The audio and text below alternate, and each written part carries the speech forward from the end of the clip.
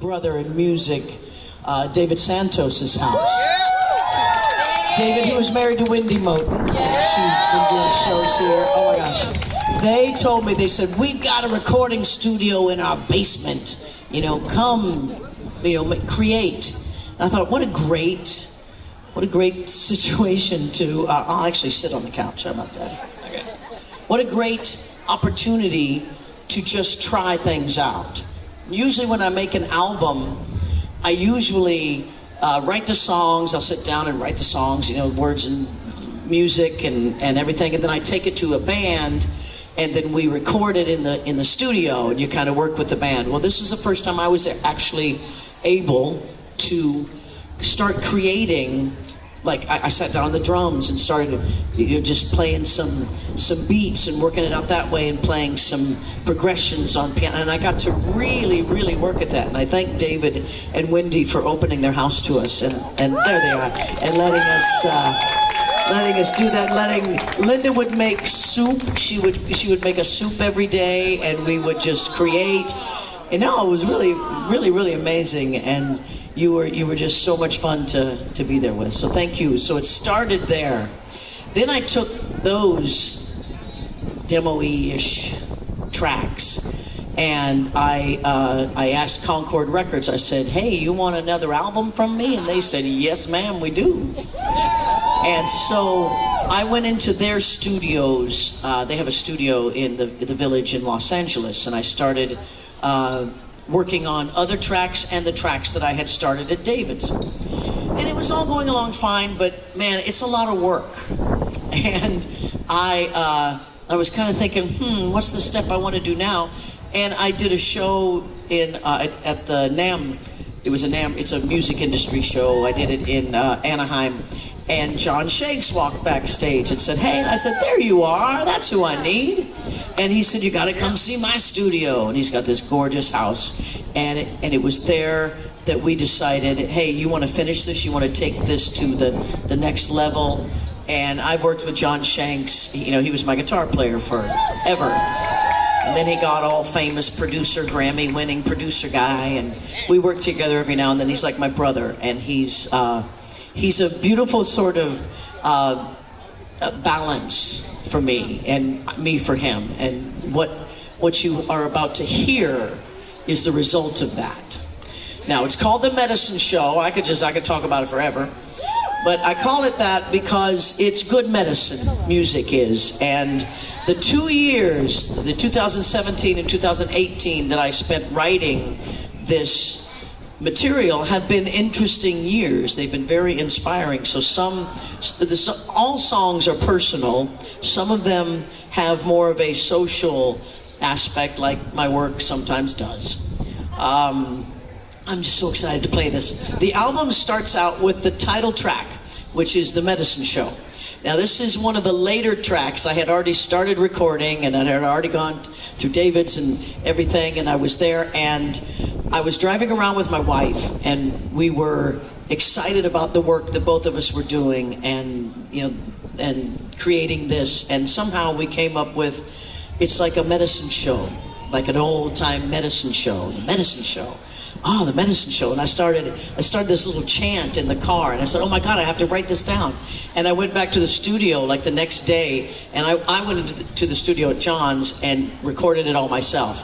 I put the other musicians on it afterwards, but what you are about to hear is pretty much, well, all the vocals are definitely mine and guitars, and it's a big bombastic way of getting your attention and starting this album and telling you where I am, where I've been, even a little reference to my arrest in North Dakota. I know.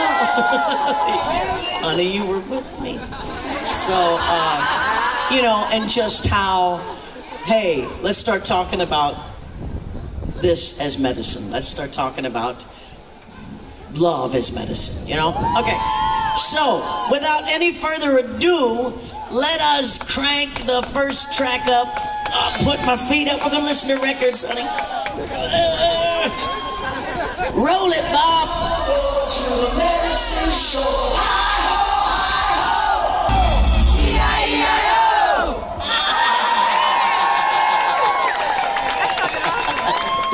fun. Yes, it's an audience participation song. Yes, we will have so much fun. I don't know whether to open my show with that or close it with it. I'm not sure. That is somewhere. Open. What's wrong with me? Okay, yes. The crowd has spoken. Awesome. Oh, this is so much fun. Thank you so much. All right, so the next song, this song we've already released as a single. And people keep asking me, well, Melissa, what's this about? And I'm like, it's about being wild and lonely. It's just, it's love. It's being on the road. It's rocking. It's a feeling that I wanted to put down. And it is, I wanted a song. I started this at David's. I started the beat at David's. And I wanted a song that felt like how in the 90s, we were kind of making music like in the 70s, So I wanted it in the 2018, like the 90s, sounded like the 70s. And I really love the result, and you all seem to like it too, the ones who've been listening to it. Let's roll Wild and Lonely.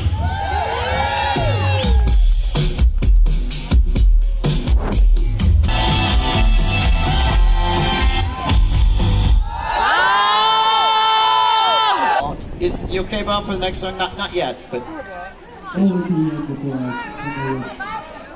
Okay. All right. Anyway, I can't really hear you. Sorry. So the next song was the last song I wrote for the album. I pretty much thought the album was done, and I was in the studio. Max was actually there, laying down keyboard tracks for all the songs. I was kind of sitting there, and I had a personal business-y sort of thing going on that I was really super stressed and worried about. It was, and I was super duper like, oh no, and all the things that I've been teaching myself and all those things that I've been preaching and stuff. It was like, oh, forget it. This is awful. This is horrible. This is horrible. And that combined with all the stuff that was happening around us, in our world, in our politics, in our life, and I was really frustrated. I think the Parkland shooting had just happened, and I was like, what's going on? This is all crazy. I just feel, and I had all this emotion, and Max is playing the keyboards, and I'm just, and I said, you know what, I'm going to go upstairs, I'm going to write. And I went upstairs and wrote this song, and came downstairs, and actually the next day we recorded it. And it's just about how sometimes you just got to get it out. You just gotta say, you know what? Today it's just crazy. It's not working. I feel like I'm falling out of an airplane without a parachute, and it'll be over soon. Is really how I feel. But it's like So I wrote a song and I called it Shakin. Here you go. Hit it, Bob.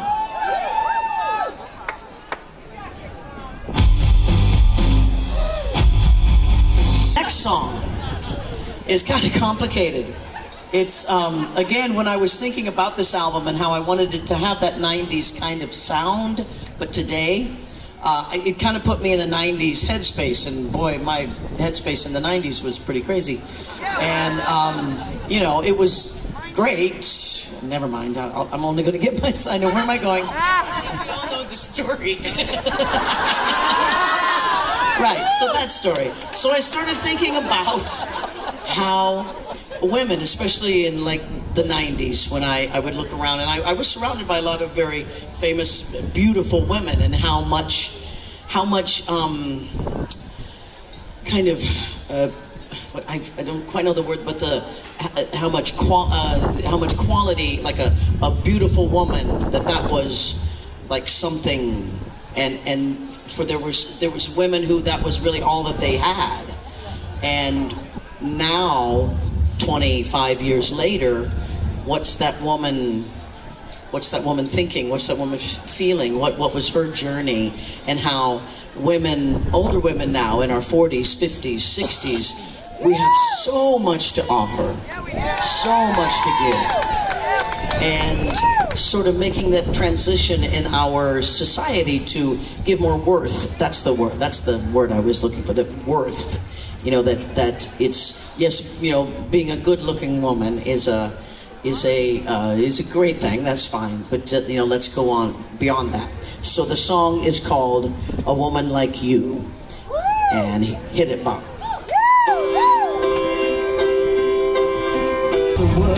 So much fun. Listening to music is really fun. All right, so the next song I played, and it was the first single that we put out. And, you know, it's about plant medicine. It's about not being afraid of what plant medicine has to offer us. It's about a new thought. It's about maybe there's more to it than just thinking a pill can save you from something. All right, so, you know, what else can I say? It's called Faded by Design. Hit it, Bob.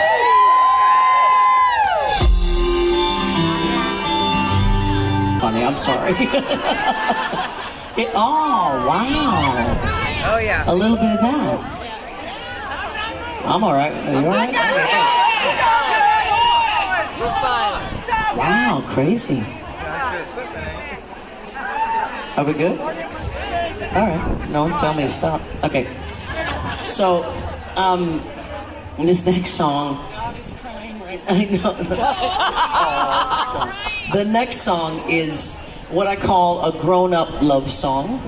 Hey, grown-up. You know, I used to write songs, you know, about, well, you know what I wrote songs about relationships, you know. I'm the only one. Nobody does like the way I do it. There was a lot. See, microphone, I knew you did. There's so, you know, it was always someone was doing something to me and I was leaving and I was gonna get over that, you know, all that stuff. And relationships, there was always that out. And when you know you finally found the best, when you know you found, you know, that all those ingredients are there, and you know that if anything goes wrong, it's me fucking it up, you know, it's me, you know, that it's myself. Yes, no, really. And that because the relationship is that good, that it is always worth working it. And there's no fight, there's no disagreement, there's no anything that doesn't come back together. That's no option, you know. It's a beautiful way to be in relation with someone else. So I wrote a song from that. I think that's all I'm going to say about it. Okay, lights are low. Oh, I do want to say that the strings, this has strings on it, and it's done by Beck's father, and his name is David Campbell, and he does great string arrangements for Barbra Streisand and all this, and we send it to him. And these are synthesized strings, but you would never know it because he's quite a genius. So that's what you hear. The first thing you'll hear these beautiful strings. This is called I Know You.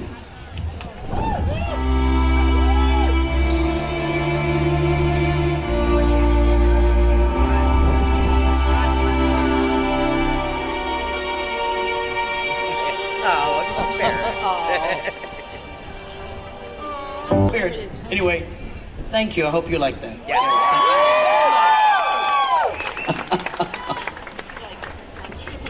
Okay, so next. Okay, the next song, I started this one also at David's, and this is, you know, 2018 and 2017, yeah. And the Me Too movement was just starting. The whole movement of sort of this women and no, it's right here. So I wanted to write a song to help empower us. I saw that, you know, so much of the people were sharing and opening up, and the debate, as it were, the discussion about our own experiences and how to get through them and how to leave them and how to push against the contrast and grow and change. And so I knew I wanted to create a song. So it took a while on this one because it was such a sort of a dark subject. But I finished it, and I give to you a song called Love Will Live. Nice. That'll be something. Orlando! Yes. So the next song, you know how I'm not just rock and roll or country or whatever you want to call me. I just love playing soul, you know, R&B. I just love it. I always love it. It's part of the beats, part of the whole music I was raised with. So this next song, we just went right in that vein, and I just wrote it about all of you. I actually wrote it because I was, you know, these have been dark times, and I was really looking for light. I really wanted some inspiration. And I saw a little internet story about a beach in France, and there was a man that was getting pulled out by the riptide, and he was beginning to drown, and the people on the beach saw him, and you know, they called for help, but they knew that he didn't have time, so they started forming a human chain, and hand by hand, person by person, all the way out, and they grabbed him and pulled him back in. And I said, damn it, that is what we are. That is who we are. We do that for strangers. We have that in us. That's what we do. So now, my friends, it's time to come together. It's time to do that. The song is called This Human Chain.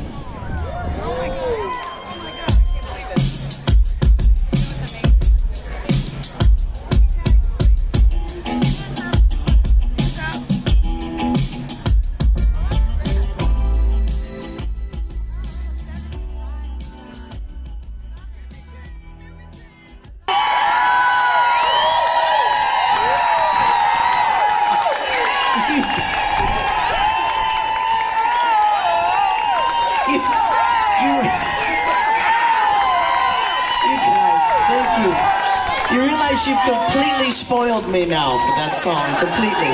If I don't get that everywhere I go, I'm going to be disappointed. Oh, stop it. I wish I could hug you all. Oh, I almost have. I will. Oh, that was fun. I will never forget that. Thank you so much. You guys are always doing that for me. Oh, I just love it. Okay. Now for something completely different. Sometimes I do that on an album, right? I'll get you in this one mood, and then I'll go flip, and you'll go, wait, what are you doing? Well, that is exactly what I've done here too. Yes. What are you doing? What are you doing? Yeah. You know, I travel the great country of America. Yeah, you do. Often. And I come to many, many, many, many cities, and I see a lot of people in pain. And I see a lot of people numbing their pain, and I see the opioid addiction problem we have, and I see the pain problem we have, the misunderstanding of what pain is, and what we're supposed to do, and how if we actually can find a way to work through pain. And so I didn't have an answer. I don't have an answer other than love for this, and I just wanted to present a moment in this time with this song.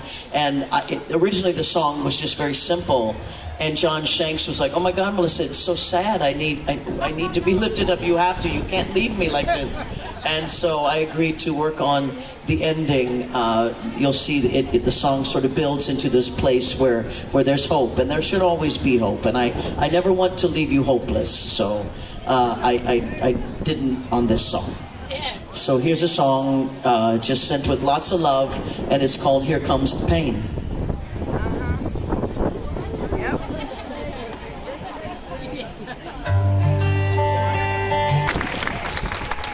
So sequencing an album is always it's always a special thing for me, and I'm always trying to find out how I'm going to present songs to you.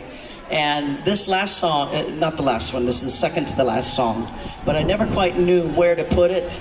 And so I just put it in the end here. It's just it's a love song, sort of from my past to my future, talking about kind of remembering an old relationship and comparing the new relationship that I feel to, the new relationship just feels like Suede, it just feels good. So the song is called Suede. Here you go. Able to do this, and and the cruise too. Everything has just been wonderful. You guys are absolutely the best. I look forward to bringing this, these songs and all our favorite songs to your town, whatever. Anyhow, so Loving you so much. So the last song, again, so many times I don't know where to put songs on an album, especially a song where I really can't put anything after it. It's like I know I'm going to leave you in an emotional state, and I just there's nothing I can do. So I just have to put it the last song. Like I said before, I was in the studio when the Parkland shooting happened. Terrible. And horrible. And unfortunately, every week, we hear about of this sort of violence. And but it really hit me because the kids that were starting to speak out and continue to speak out about gun reform, and their spirits really inspired me. And I started thinking about survivors of gun violence like this, and I looked up a figure, and it said there was 150,000 survivors of school shootings. Right. And I was like, holy cow, wait a minute, that's a really large number. And then I started thinking, this is a lot of people and all of us, there's a lot of us who have experienced a sudden loss, and how difficult that can be. And if we can humanize these events that are happening, if we can bring them into our human discussion and say, look, these are events that are affecting us and people very deeply. That's what I was trying to do here, is to take this on a very personal level, coming from the point of a survivor, coming from a point of a young person who has just lost their friend, or maybe someone who was very special, or we never know what was going on in high school. Who knows the relationships that were severed. And so I leave this song for you. It's called The Last Hello. Gonna wind up the album with this. Gonna let you go, but I promise you, within the hour, we will lift you higher than you've ever been with our 80s night, okay? I'm just saying, we're gonna have such a good time. Okay, so I'm leaving you with this, and I thank you so much. I look forward to bringing the medicine show to you. Please, I hope you put it in your life the way that you have my other music. It really means a lot to me. We're there. All right, I leave you with The Last Hello. In the morning